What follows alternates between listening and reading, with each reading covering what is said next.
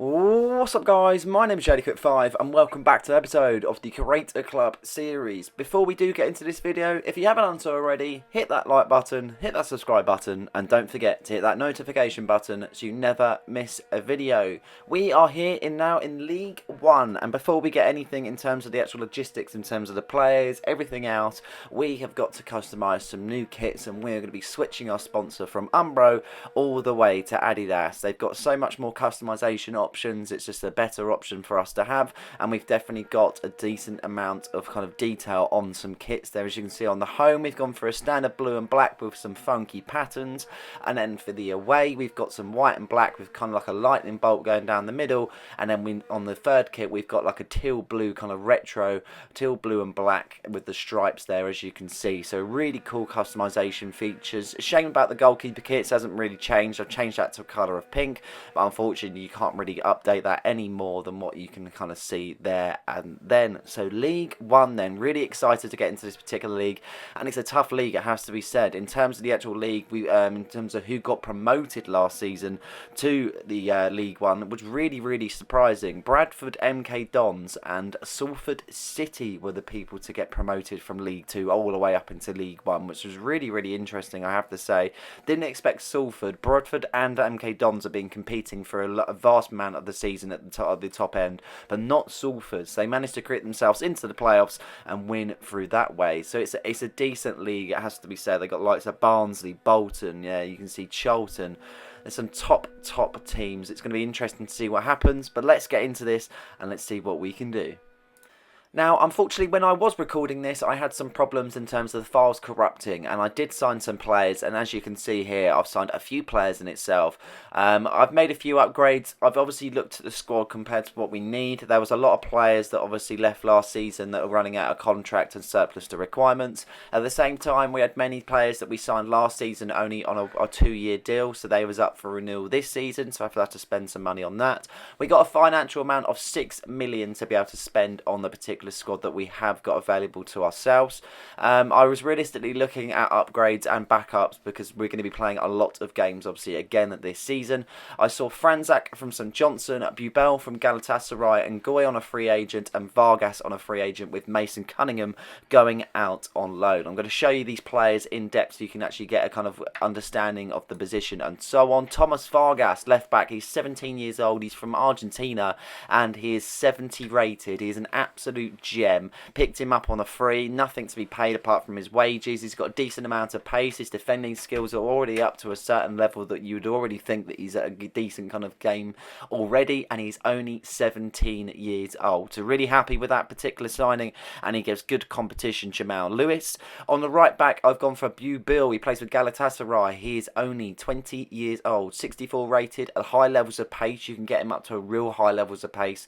Needs to upgrade in his defending stats, but a real good competition for Bobby Gibbons, and also that gives us some sort of kind of leeway in terms of being playing someone else on the right hand side. On the right back, I've gone for Franzak, right mid, sorry. He's 63 rated, he's 17 years old, he's got a decent level of pace, shooting isn't too bad, dribbling isn't too bad, he's got a decent amount of roles, he's very versatile, a lot of room for improvement, and definitely one for the future in this particular squad from St Johnson. And the other signing was Julian Ngoy. He's 27 years old, he's very fast, he's got a lot of decent attributes in terms of his shooting. Also, he's only 68 rated, but he gives good competition to Parkin, and I feel like he's that slight upgrade on Charles John. I also made an upgrade in terms of our staff, and this is basically what this does is it implements the different fields, saying the attack, the midfield, the defence, the goalkeeping, and the better staff that you've got reaching the ideal amount of stars that I've achieved, and then you've got ideal there, it will upgrade the players as time goes on. So that's the interesting part about it. If you do have decent amounts of coaches and so on, you're able to have it where players are able to increase in overall definitely quicker, and you've got different things that can obviously go into that particular role. So obviously you can see on the top I've got achieved 9 out of an ideal 11 star. All it is basically is they will go into the attacking sides and they will basically develop them sort of players at a higher level compared to if I didn't have them, then it would take that little bit longer.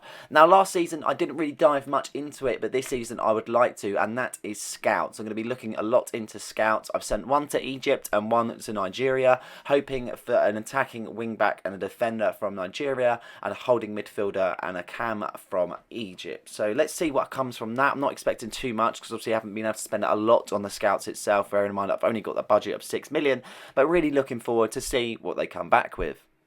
Now, there were some signings that I were able to make without my actual video corrupting in itself, and as you can see on your screen, there is a player called Manu Araujo. He's from Argentina, he's 19 years old, he's a free agent at the moment, he's obviously an AI generated player, but at the same time, he actually kind of fits the role for what I'm looking at. I scouted him for a little bit to be able to see the actual attributes that he does give off. He's not the tallest of centre-backs, he's not the biggest of centre-backs, but he's definitely someone that offers a really good defensive purpose and a pace purpose at the same time.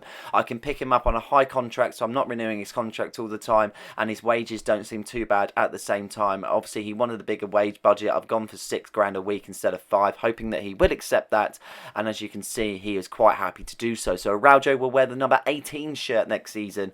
I'm really excited for this signing, in fairness, because obviously we've got Reyes and Amati at the back. They're the two holding centre-backs that have really kind of filled in for the majority of last season. We've got obviously Harris that have done a decent amount at the same time, but I need someone to go alongside Harris. He's only 19 years old. He's 68 rated already. As you can see, he's got some decent attributes, and he'll definitely be a good player added to the squad. Now, midfield-wise, I am a bit thin on the ground. Obviously, we had Prince and Rodriguez fill out for most of the last season. Welch was obviously injured. Hoverath was in front. Not really many options apart from Wood and Partridge. So it was interesting to see the midfield options. And one person I picked out was Hugo Arango. He's only 19 years old, again from Argentina. He will wear the number 20 shirt. He's on a low wage, on a decent contract at the same time. And again, he's a player that I could really grow and get someone into. And that's the difference with this one. I'm trying to get players that are at a young age, and I'm trying to grow them on. And at the same time, I'm not trying to spend too much money. Again, another 68 rated player, and at a low age, I think he is perfect for the squad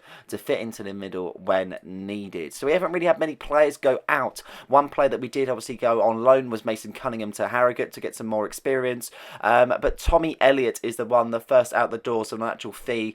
It's an unfortunate one. He actually did feature a lot last season. He did well, in fairness, but there's not really much growing room for Tommy Elliott. 220,000 to Bradford City, and we might be seeing him in the future in the League One games. Just because I signed one midfielder and Arango doesn't mean I was over in the centre mid options. And one person I found was Araujo Borges. He's 18 years old. He's a centre mid role. He's on a high contract once again, and these sort of players really suit what I'm looking for at this particular time, because they're not reaching the budget, but at the same time I'm getting a decent experienced young player that's got a lot of growing room, and it's simple as that. And it's at the same time, I don't know a lot about the players because obviously they are AI generated, but the same problem that I'm having with different players is I've scouted so many. I looked at so many, and there's so many players that I would quite have happily signed over the players that I have signed, but they were just not willing to relocate, and that was the issue. Unfortunately, I couldn't get a lot of players through the door because they were not willing to relocate, and that was my big issue. So Borges does come on from a deal, 5-year deal, number 13 squad number, 68 rated, only 18 years old. He's got some really good attributes in the middle, and he's definitely a player that I can kind of get up and up as time goes on. So League One day is here, and we are at home for the first game at the JD Cook Arena against Bolton Wanderers. Really looking to this particular fixture. Bolton, a very strong side in League One themselves. Not too sure what to expect at the same time. Obviously, League One is a step up from what we've previously been playing, but let's get straight into the particular lineup. As you can see, Munir still in between the sticks. I'm a little bit undecided, but as you can see, this is a squad. We've got Munir, Reyes, Amati, Gibbons, Vargas starts on the left-hand side. In the midfield, you've got Hoverath, Rodriguez, Arango starts his first game, with Zedin on the right, Austin Parkin up top, and Marcelo Flores on the left-hand side. 2 debuts in this particular squad. Really looking forward to what can get going in this particular squad, and let's see what we can do in this game. Bolton Wanderers, as I mentioned, are a very very good team, and that's not going to kind of step away from what we need to do in this particular fixture. And they start off the game fairly strong, it has to be said. Bobby Gibbons bitten for pace on the right hand side, as Sean looks to be able to see if he can cut in on the right and do something there. He has to go back to his teammate Dion Charles there as it goes to Sean. Once again, 1-2's being played, Morley being picked out now, but a fairly decent interception made by Reyes, and that will go out for a corner kick. As I mentioned, not too sure how Munir will get up in League One in between the sticks. Let's see if he can defend off this corner as a ball is whipped in there. Vargas looks to clear his lines. It falls back out to the Bolton Collins now, and that is a very good save made by Munir, and maybe, just maybe, he is made up for League One as another corner is whipped in there, but nothing troubles the keeper on that instance, and it goes out for a goal kick. No real chances yet from JD Cook FC as we look to be able to get something going on the left hand side as Vargas looks to pick it up. He plays a really poor ball there, as you can see, as Charles intercepts as Collins looks to pick it up, finding Dempsey on the right hand side. Decent play made by Bolton so far as Collins strides forward. Charles now on the ball. He looks to switch it to the right to Cogley there, but unfortunately an offside was raised, and that is a simple free kick taken there as Reyes fans Vargas on the left hand side, trying to see if we can burst down the byline on the left. Really struggling to get anything going so far as Rodriguez puts a lovely ball out to Gibbons on the right hand side. Zedanyais in support as Gibbons plays on Zedanyais, and Parkin's in support also. A ball across to Parkin, and a simple tap in made. A normal reserve service has resumed for Austin Parkin because it's JD Cook FC 1, Bolton Wanderers 0, and Austin Parkin opens the scoring up on his League One debut. Really good stuff from Austin Parkin at the same time.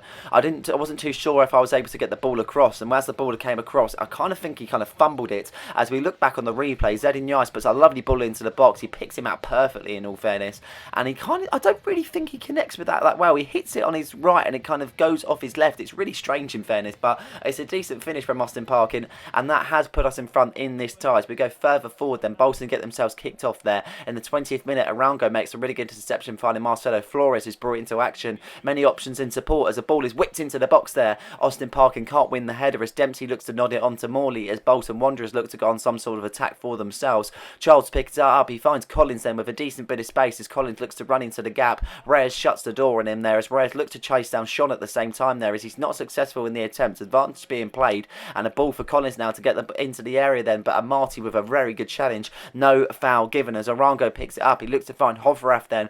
It looks to be decent attacking play on the left-hand side as Marcelo Flores looks to switch sides, and he's definitely done that. An exquisite ball to Zedanyais there, picking him out really nicely. Touchdown perfectly also as he looks to be able to run against the defence. Austin Parkin's in support again, and it's the exact carbon copy of the previous goal that was scored because he has made it 2 out of 2. It's JD Cook FC 2, Bolton Wanderers 0, and Austin Parkin a monster goals once again there, and it's the exact same link-up play, but what a ball that was from Marcelo Flores to find Zedanyais in the first place. He drives at the defenders. Austin Parkin runs into the box, and it's a simple tap in, this time on his left foot, just poking it past the keeper. He seemed a bit more cool, calm and composed in that moment in time, and that is a very good finish from Austin Parkin, and another goal to add to his JD Cook FC career. And it has been a very good first half for ourselves. It took a little while, but we've really opened up in some decent play, and Arango is really at the helm of that midfield so far as he looks to find Hovrath. Hovrath looking to find his teammate Marcelo Flores as he strayed offside, but he goes back onside there,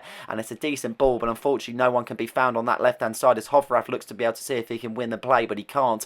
Collins on the play now for Bolton as he looks to be able to find Cogley on the right hand side, and he's definitely done that. Vargas trying to get stuck in on the challenge, but it's not to be the case, and it is going to be a throw-in for Bolton. A couple of minutes left in this first half or so. Nothing really happening for Bolton so far. The odd chance, but nothing really special as Reyes looks to play back from Munir. Reyes back to his teammate Vargas, and as he looks to find Rodriguez in the middle. Decent play from Marcel so far as Marcelo Flores picks himself out on the left hand side to be able to see if he can go on some sort of attacking play for himself. Looks to switch the play this time round, but unfortunately unsuccessful in his attempt as Sean picks it out on the left hand side, finding Dion Charles there as Bobby Gibbons looks to be able to cover the line and make it difficult for Charles. He does make it difficult, and he does make an interception, but unfortunately he can't follow through with the challenge, and it is a foul, and it looked to be a yellow card at the same time there. It was a pretty poor challenge, and I was surprised at only a yellow when it was offered. I thought it might have been a red where he went into the back of him two-footed, but the referee only offers a yellow card on that instant. As you can see, he's got nothing of the ball whatsoever. The boss man is quite happy with that one, but the referee isn't, and it is going to be a free kick for Bolton. Last chance of the half there as Morley looks to be able to see if he can whip ball in, and he does whip a ball in. Santos is there, and it is a free header wasted, unfortunately, for Santos, and the half-time whistle has been blown here at the JD Cook Arena. Very good half from ourselves. Bolton have had a few chances they could have got themselves back into the game, especially at the end of the first first half, but it wasn't to be at that point in time. And Austin Parkin might make things worse for Bolton here, and he has made things worse. It's JD Cook FC 3, Bolton Wanderers 0, and a snatch and grab sort of stuff from Austin Parkin. His first game in League One, he's already going to be taking home the match ball. And what a moment this is from Austin Parkin, and what a moment this is from the team going into League One and making things look pretty easy, in fairness. And it is definitely a decent step up made. And what was the defender doing in that moment? Not looking at what was around him whatsoever. Tried to offload the pass to the wing back, but Austin Parkin was there for the taking, and he finds the back of the net. And one thing I do know, we need to get him some new boots pretty soon. I did have a comment about that, and I will be doing that in the next episode. The 47th minute now, and in all fairness, we're 3-0 up. We're pretty much cruising at this point in time. We know what we need to do, just see the game out, and the rest will kind of come in in fairness. Bolton haven't really kind of been firing on any sort of cylinder whatsoever. They try and get something going here as Morley looks to play a ball in, but a really good challenge from Reyes, intercepting the ball and finding Rodriguez as Rodriguez strides forward, finding Marcelo Flores on the left-hand side. He cuts in on the right as he finds himself in the gap there as Austin Parkin picks himself out, and this is just absolutely sublime. It's Austin Parkin world, because it's JD Cook FC 4, Bolton Wanderers 0, and Austin Parkin is just absolutely just living life in League One so far. He didn't even do this in League Two. It's absolutely just amazing from Austin Parkin. The way he's able to pick that ball out and just smash it on his left foot across goal. The keeper was left stranded in that moment in time. He attempted to save it, but he was getting absolutely nowhere near that point, and it is a very good goal from Parkin. We're going to make some substitutions now. Borges is going to come on for his debut, as well as we're going to play on the Araujo on the left hand side, see if we can get some minutes for the Wonder Kid and get his rating as high as we possibly can in his career. As we reach the 61st minute now, Bolton looking to try and do something, but Bobby Gibbons makes a really good challenge, putting it out for a throw in as Bolton looks to be able to see if they can do something from the throw in. As the ball is thrown in there, Morley picks it out. He could have shot straight away, but it's not to be the case as Hovrath makes a good interception. Borges getting his first touch of the play, and so is Araujo as he finds Austin Parkin there in the middle. Araujo looks to be picked up from Parkin, and that is a brilliant ball from to Parkin, and that is absolutely sublime stuff, and it is a goal. How that didn't go in from Araujo, I'm not too sure, but that was an amazing ball from Parkin, just over looping, and Araujo just couldn't get enough on it, but Enquires has tapped it in. He's had a phenomenal game so far, 2 assists obviously, and he's been a really top player in this particular team, and he is deserved of that particular goal. I was really hoping that Araujo might finish that one, but unfortunately that's not to be the case, and he's still going to be waiting for his goal. 66 minutes into the tie, we're 4-0 up, we're cruising, nothing else needs to be done in fairness. We've done what we need to do, we've got the goals, and now we're just the case of we're 5-0 up, sorry. We just needed to defend this lead now, and realistically I would like a clean sheet knowing that we're 5-0 up. We don't want to be conceding any sort of sloppy goals, and Collins has got a chance now as he finds Morley, and Munir brought into action. That is a very good save made by Munir as it falls out to Sean, as Bobby Gibbons has his work there as he looks to be able to see if he can get the ball off of Morley, but he can't do so. Amati now brought into action, and that is a very good challenge made by Amati as he looks to be able to stride out of play and find his teammate Hovrath. Hovrath has heading the ice. This is a good play so far. Austin Parkin in support there as he runs himself into the gap. He's already had 4 goals, going to get a 5th, and he's denied by the keeper on that moment in time. Nathan Baxter there with a very good save, putting out for a corner kick,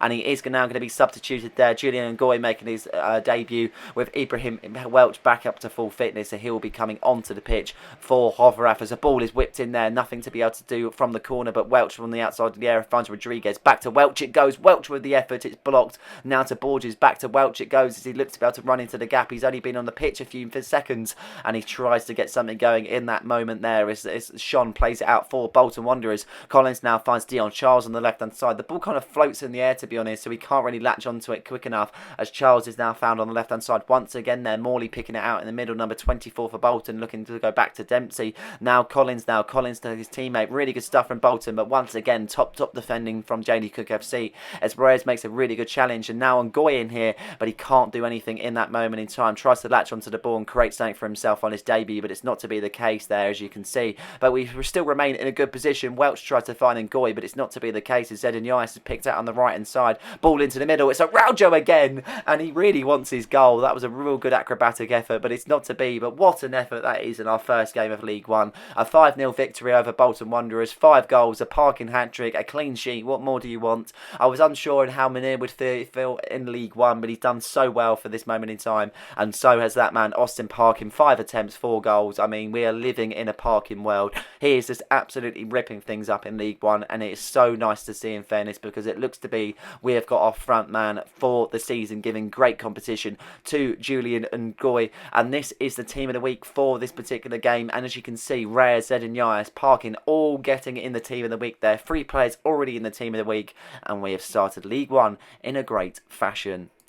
After that resounding victory against Bolton Wanderers, we turn our attention to EFL Cup action as we face Cardiff City. I didn't show the lineup, so here it is right now. Munir in goal. Araujo makes his debut with Harris partnering as Bubil makes his debut on the right-hand side with Jamal Lewis coming in for Vargas on the left-hand side. Rodriguez and Borges as Borges makes his full-team debut there as Welch just ahead of him in the cam role. Ngoy switched to the left. He can play on the left-hand side. He's pretty versatile, so Ngoy on the left for his full debut. Charles John up top and Franzak on the right-hand side. Really looking forward to this particular fixture, obviously getting some decent players out for a running. Hopefully we can actually give Cardiff City a game, but bearing in mind they are the league above. I'm not too fussed about this competition, in fairness. It's not something that we're realistically going to be in the running for. We haven't really got the squad to compete at this moment in time, but we're definitely going to give it a go against a decent opposition against Cardiff City. As we look to be able to see if we can start something off nice and quick here in the second minute. And Ngoy picks it out on the left hand side. Many options in the box, Charles John being one of them, but he can't rise to it. Borges does, and that is a very, very good effort, it has to be said. First time cross goal. Jan Alwick was nowhere to be seen in that moment in time. He probably would have beaten him, but it wasn't to be the case on that moment. And we've started the game fairly strong, to be honest. We look the stronger side for somehow, I'm not too sure, but we continue on. 14 minutes into the tie. Cardiff City haven't really created anything as of yet, as we look to be able to see if we can do something in the 15th minute. Rodriguez picks it out as he finds Charles John there. Franzak being fine on the right hand side. He's kind of dragged wide there, but he looks to cut inside on the left, and that is a very good block made by the Cardiff City defenders, and that goes out for a corner kick. 43 minutes played in this first half, and it's been all JD Cook FC, in fairness. Another chance here for Borges as he goes into the gap, and that is a very good save made by Jan Alnwick, and that does go out for a corner kick. Borges with 2 chances now in this tie, but it's not to be on that occasion as we go into the second half. But it was the most tamest second half I've ever played. Nothing created from either side. Cardiff City still yet to have had a shot in the whole game. Really surprising, it has to be said. But in the 78th minute, Rodriguez makes a really good tackle there, finding Julian Ngoy on the left hand side as he looks to cut in on the right, finding Ibrahim Welch. Many in support, Charles John being one of them. He wins the header, but it's not to be on that time as Jan Alwick makes the save. And we're going to be going into penalty kicks then as Julian Ngoy steps up for the first penalty, and it hits the post. Penalty's not going our way as Simic steps up, and it's a good goal from Cardiff. That's the first shot they've even had. As we step up for another penalty, Rodriguez steps up now. Can he get his first for JD Cook FC? He can. So we've got 1 goal on the penalty then as Willock steps over the particular penalty then this time round, and he nails it into the bottom corner. Munir going the right way, but it's not to be as Borges steps over the penalty. He's had a good game so far. Can he round it off with a decent penalty? Yes, he can. Keeper stays rooted there as he puts it to the keeper's left. Very good stuff as Diop steps up for Cardiff, and he sends Munir the wrong way. Munir Davin to the right as it was in the left hand corner as Wood steps up for the penalty. Then he comes on as a substitute for fresh legs. Can he do something? Yes, he can. Penalty converted. Decent penalty from Wood as Robertson now steps over the penalty. 3-0 at the moment, and we could have done with that save. Really, really good stuff there from the Cardiff City player as Parkin steps over the penalty. Came on as a substitute. Yes, he is converted. He's converted his one, but if this is not to be saved or missed, then we are crashing out of the EFL Cup, and unfortunately that is the case. Cardiff City didn't have a shot all game, but they win on penalties, and I'm not too sure why our fans are supporting. That's a little bit of a glitch there in the EA systems, but yeah, it's a bit of a weird one in fairness because the game was a bit tame. We had the odd chance in the first half, but nothing really, anything to be able to say like, yeah, we should have deserved to win. Second half, we had 1 chance and we just didn't take it, and that's football in fairness. Unfortunately, with these EFL Cup ties, you don't really get the chance in the extra time. It just goes straight to penalties.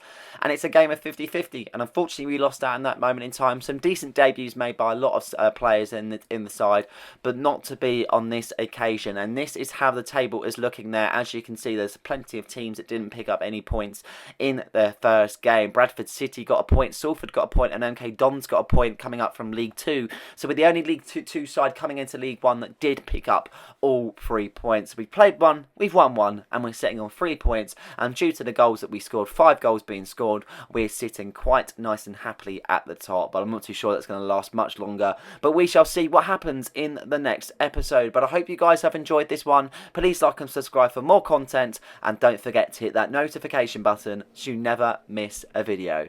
Cheers.